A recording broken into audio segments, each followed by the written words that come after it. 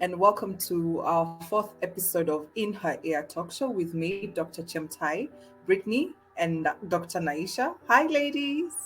Hello. Hi. We're so glad you could join us for this episode, and we have an amazing show lined up for you.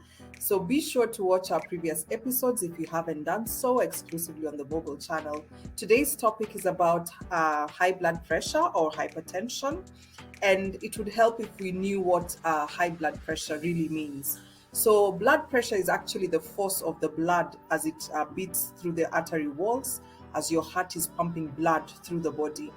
And usually, the reading is in two numbers. There's a top number. So, the top number is actually the pressure in your arteries as the heart is beating, and then the number that is taken in between the heartbeats. So there's a difference. There's a top number and a bottom number. So every time you get your BP measurement, you have to be aware of those measurements. And you would like them to stay ideally below 120 for the top number, and the number below to be below 80. So you know that you're in good health. And usually, determining high blood pressure or hypertension requires you to get more than one reading, and ideally in the doctor's office and also at home or in another setting that is not the hospital, and at other times, so that then you can accurately make that diagnosis. Unless you come in really with a very elevated blood pressure, then now we can be able to handle that differently. So it's a condition, and it eventually causes health problems such as heart disease and kidney disease. But unfortunately, it's what the symptoms are very innocuous at first. So you can have a high blood pressure without really knowing it, and it's only after it has done damage that's when you come to realize, oh, I had high blood pressure. So we have two kinds of hypertension. One that we call primary, in which we do not have a known cause. And then the other is called secondary, in which there's a known cause or there's an underlying condition that really has predisposed you to hypertension. So some of the risk factors include increasing age. Those that are older are more likely to develop hypertension. If you have African heritage, you're more likely to have hypertension. If it runs in your family, if you're overweight, if you're physically inactive, if you're using tobacco, whether you're chewing it or you're smoking it. And remember also, as I mentioned in the previous episode when we talked about breast cancer, secondhand smoke, is a risk factor too. So be on the lookout for it. If you're taking too much salt in your diet or too much alcohol, those are things that you need to worry about.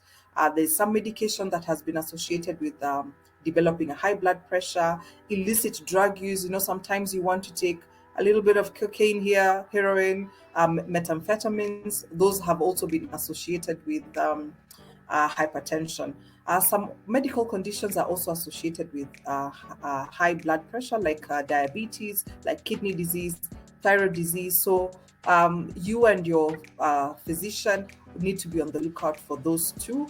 Stress, as Brittany will tell us later on in the show, is also associated with hypertension, and also pregnancy. It's unfortunate that sometimes pregnancy puts you at a state where you are likely to develop hypertension. So what are the symptoms to look out for? Unfortunately, hypertension is known as a silent killer. Most people with high blood pressure have no signs and symptoms. And even when their blood pressure is reaching dangerous levels, they would still not know, because they're not exhibiting symptoms of high blood pressure. But, commonly you'd have somebody complaining of a headache, shortness of breath, but then probably just related to something else that's happening in their daily life, and it's actually hypertension. So for diagnosis and management, as I mentioned previously, you need several readings of your blood pressure, and the doctor will take a history and a physical exam, probably do some blood work to find out if high blood pressure has damaged some things in your body. And then you would probably be required to make some lifestyle modification, about your eating habits, about your exercise. Then thereafter, just looking at things around, things like smoking, alcohol, those are things that you need to reduce so that then you can be able to effectively manage your blood pressure. And I think mostly lifestyle modifications have been shown to actually manage your hypertension. But if it doesn't, we also are able to add medication. And because this is a diagnosis of a chronic illness, psychosocial support and coping mechanisms are actually also helpful to enable you adhere to management of hypertension. So with that, ladies, I don't know whether any of you has had any experience with hypertension, either that you have it or someone in your family or that is experiencing hypertension. Maybe you can let us know about that, and we can begin with you, Brittany. Yeah, sure. So, several family members have high blood pressure or hypertension.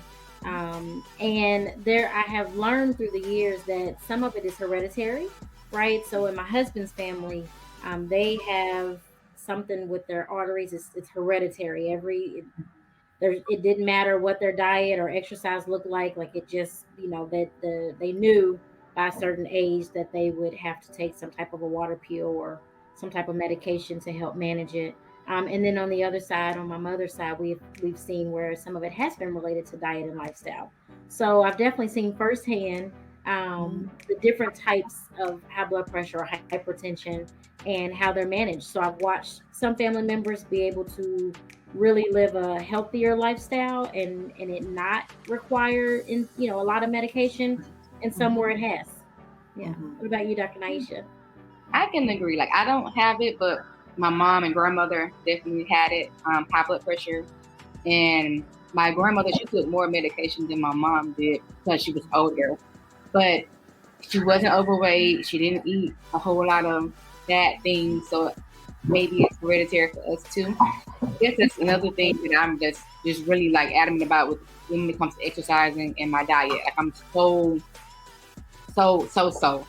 on top of those things. Like, I'm like, that's a good thing. That's a good thing, Dr. Naisha. Yes. Like, yeah. In line, like I need to stay disease free. Let's work on this. Like, yeah. But I have a question for you, ladies. Do you know your blood pressure, or can you tell me probably the last time that you remember having your blood pressure taken? Yes. The last time I took it, I don't remember the exact numbers, but it was definitely under 120 and under 90, so under 80. So both of them were under. I've only had elevated blood pressure one time, and I was like really, really nervous that day. It was like my first time having like an HIV test, and I was like, oh God, Yeah. Okay. Yes. Other than that, I have not had any elevated pressure. And we call that white coat hypertension.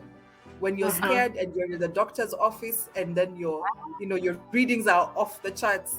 And that's why you need to take multiple readings and in different settings so that then you can come up with an accurate figure. Yes. So yeah, that's really nice. Yeah. So we are taking a commercial break, but stay tuned because right after that, Brittany will be taking us through stress and how it relates to hypertension. We'll be right back.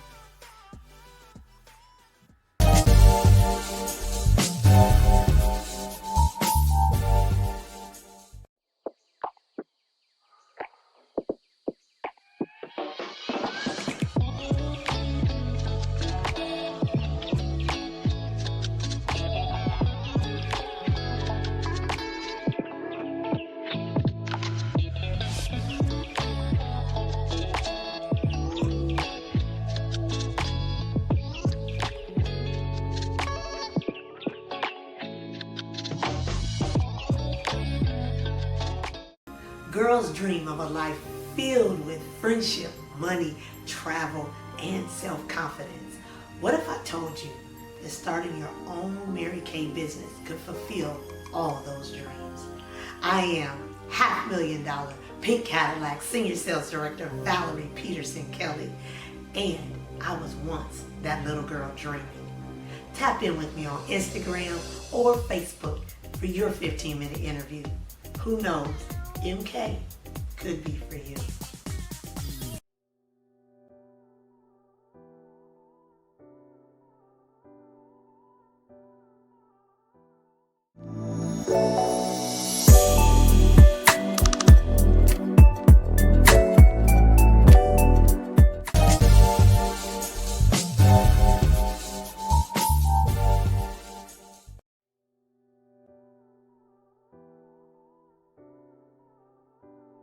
welcome back to In Her Ear with myself, Brittany, with Dr. Naisha and Dr. Chimatai. And today we are talking about hypertension, high blood pressure, and stress, and how they are the silent killers.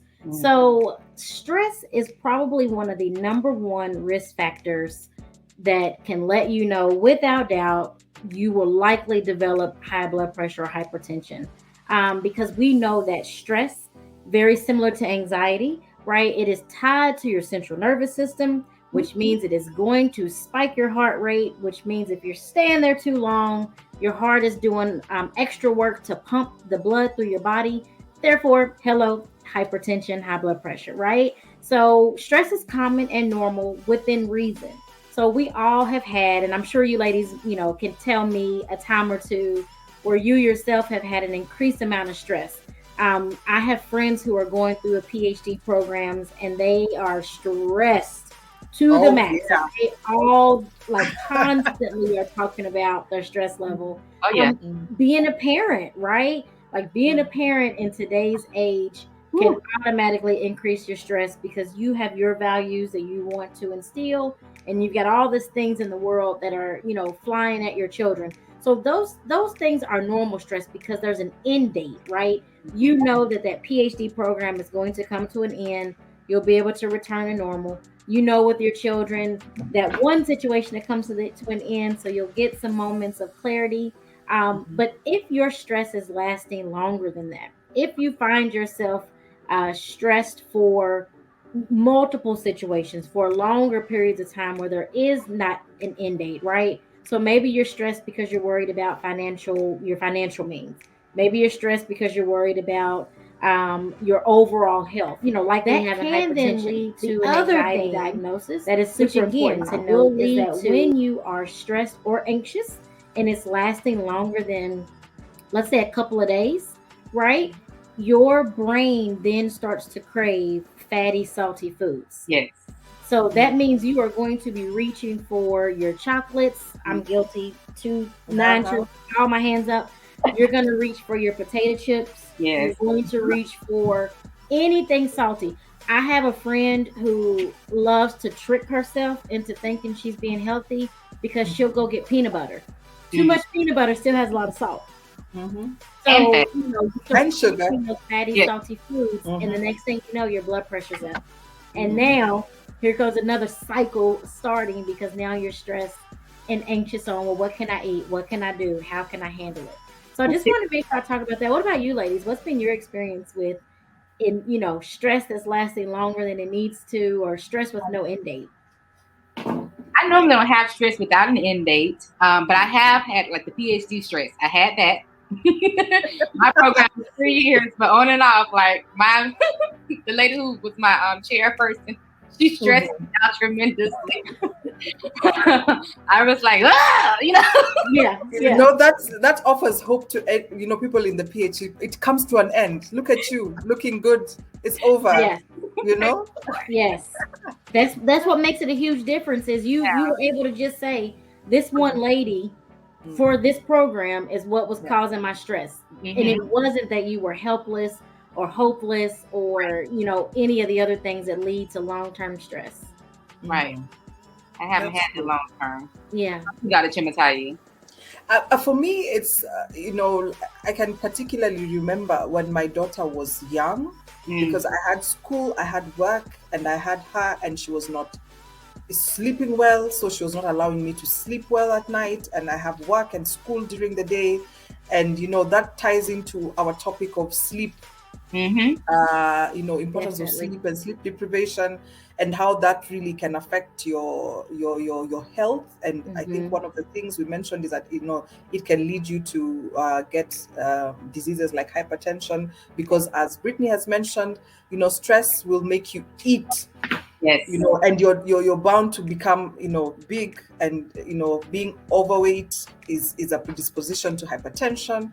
And then also things like having salty foods, as I've mentioned, is also going to lead you to get a spike in your BP. So all these things are just related. You need to make sure that you're managing yourself so that then they don't outrun you, they don't get ahead of you, and you end up having trouble. Yeah, so that's it. Because I And felt I at some point like I was gonna lose my mind. right, yes, and but it was temporary for you. But I was thinking more about people who are living in poverty, are living right below their socioeconomic means, and how that chronic stress then Chronic. starts the cycle because they may not have access to good foods. They may not be able to do these things, and they don't necessarily have an end date, or they can't see the finish line with that. So that also can increase that. But we are going to take a short commercial break. And when we come back, Dr. Naisha is going to get us together with the holistic Holistic. aspects of what we can do for prevention, for if you have it, for all of it. She's going to get us together. So stay tuned so you can hear that lovely information.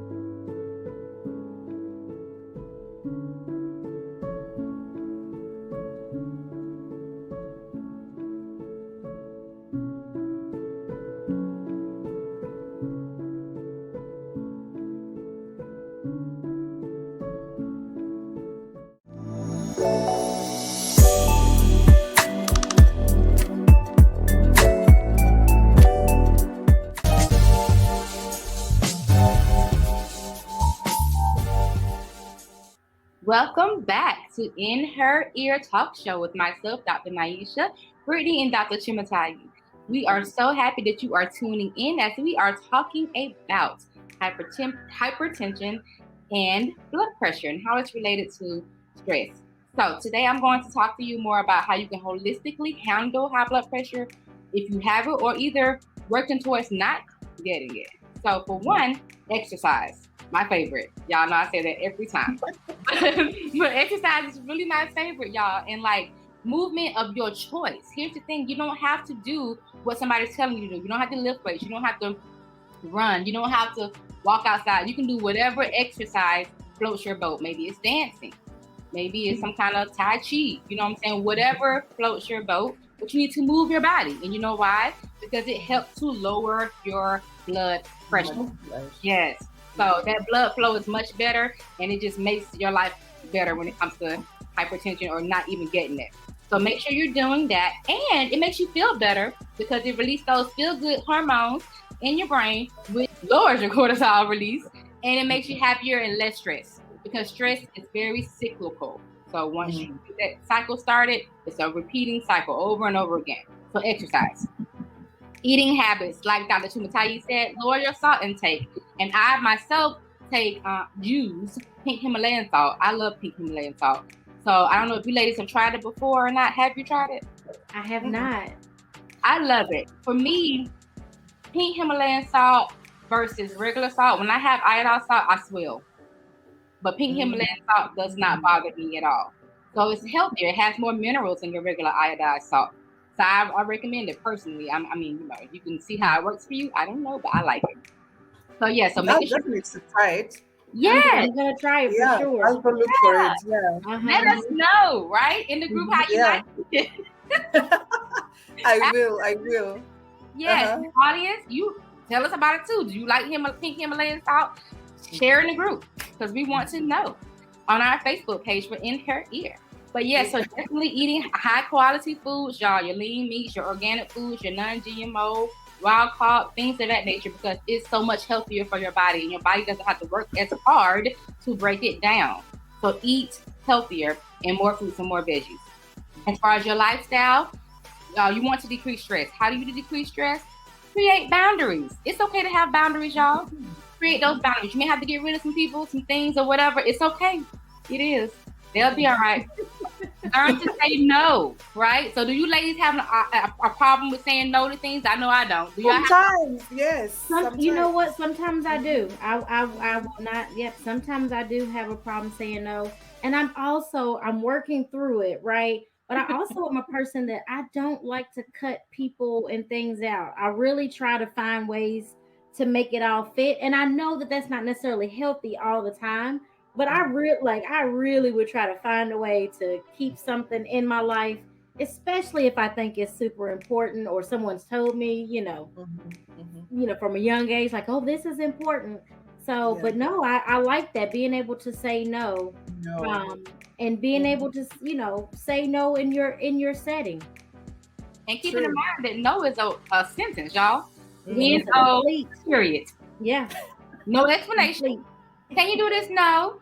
And move on to something else. Not Uh-huh. no, because I have to. No, it's just no. And I think we're guilty of that. You're always trying to find like to give an explanation why no, but you don't need to. I mean, it's You no. don't need to. Either you're not comfortable with it or you don't have time. Yes. Whatever it is, but just saying no and probably saying it more often. Yes. And I need to say no to myself more often. Yes. Because, I was thinking about it, as the weather's changing and we're getting more cold temperatures, my brain immediately associates it with comfort food. Yep. And comfort food automatically has a lot of salt. Mm-hmm. Yes. It's almost like they go hand in hand. Yes. Right? So being able to tell myself, like, you don't need that. That's not what you actually need today.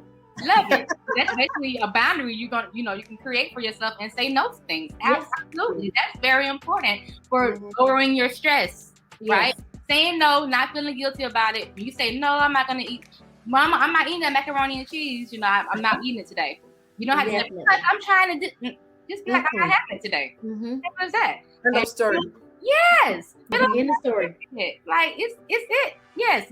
And then also letting go, y'all. Like, sometimes we have to let go of things that are stressing us. So if you have a person or an activity or whatever that's stressing you out, let it go, right? Because you can only control yourself, your thoughts, your mind, your actions, your reactions, where you place yourself as far as your environment. But you can't control all those other outside factors. You can't control other people, what they're doing, all those things. So let it go. Also, don't forget you're managing your weight to help with keeping high blood pressure or hypertension out of your life. And make sure you also can hire somebody to help you say no, create boundaries, stick to it. Somebody like myself, a mind and body coach, somebody like Brittany, a counselor, therapist, your own doctor, like Dr. Chimataju, like somebody you can just reach out and be like, I need some help. Help hold me accountable. It's okay. Mentor, like whatever you need, but find what you need. So we'll end it there for today. This is another one of those topics we can keep going on and on about. So we thank you so much for tuning in to the In Her Ear Talk show every Wednesday. Make sure you check out our episodes every Wednesday as they come out. And if you miss any, go back on mobile channel via Exposure TV Network and check it out. Join us on Facebook and the In Her Ear page, letting us know your thoughts. Let me know if you tried the Himalayan pink salt. And if you haven't, when you do try it, let me know about it. All right. So thank you all so much. We look forward to seeing you next time. Have a blessed rest of your week. Bye. Bye.